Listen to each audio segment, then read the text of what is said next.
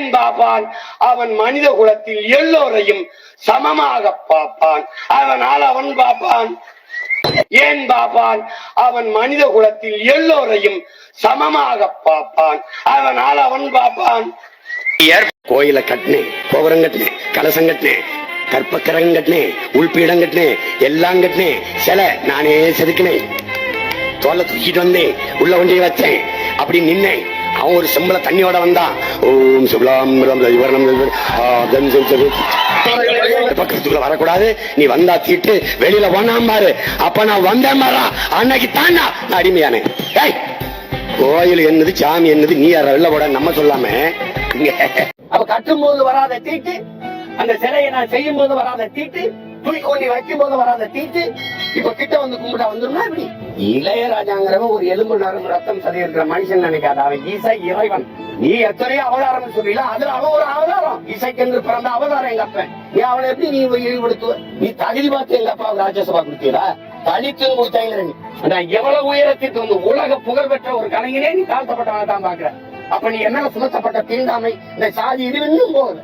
President of இந்தியாவே கோயில் வெளியில் நிறுத்தணும். நீ பூரி ஜெகநாதர் கோயில்ல பிரசிடென்ட் ஆஃப் இந்தியா திரௌபதி முர்முவே வெளியில் நிறுத்தணும், கட்டை கட்டி வெளியில் நிறுத்தணும். நீங்க அத்வானி ஐயா மோடி நாற்காலி விட்டு உட்காரும் போது இப்படி திரௌபதி முர்மு கை கட்டி நிக்க வச்சவங்க தானே. ஆனா எந்திரிச்சு பாரத மாதாக்கு ஜெயின் போட்டவங்க தானே. நீங்க எங்க இருக்கு பாரத மாதாக்கு ஜெய்? பாரத மாதா நிக்கிறாள், நீங்க உட்கார்ந்துருக்கீங்க. நாட்டின் முதல் குடிமகன் மேலேயே மகள் மேலே திணிக்கப்படுகிற தீண்டாமை, அவளுக்கு அந்த நிலைமையில சாதாரண குடிமக்கள் எங்களுக்கு என்ன நிலைமை? இப்போ இதுக்கு முன்னாடி என்ன நடந்துச்சு?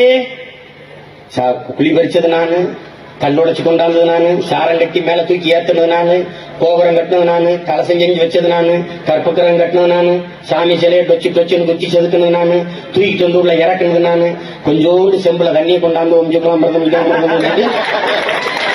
கல்லு சாமி ஆயிடுச்சு.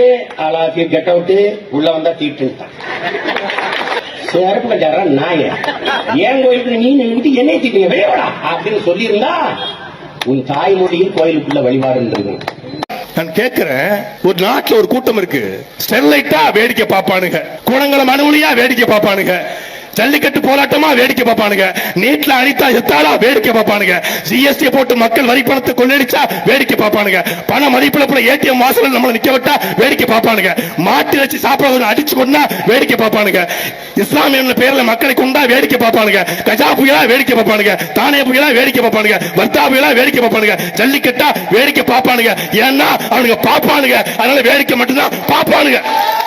எங்களுக்கும் பாப்பானுக்கும் நடக்கிற சண்டை 2000 வருஷ சண்டை. ஏன் பார்ப்பான்? அவன் மனித குலத்தில் எல்லோரையும் சமமாக பார்ப்பான். அதனால் அவன் பார்ப்பான்.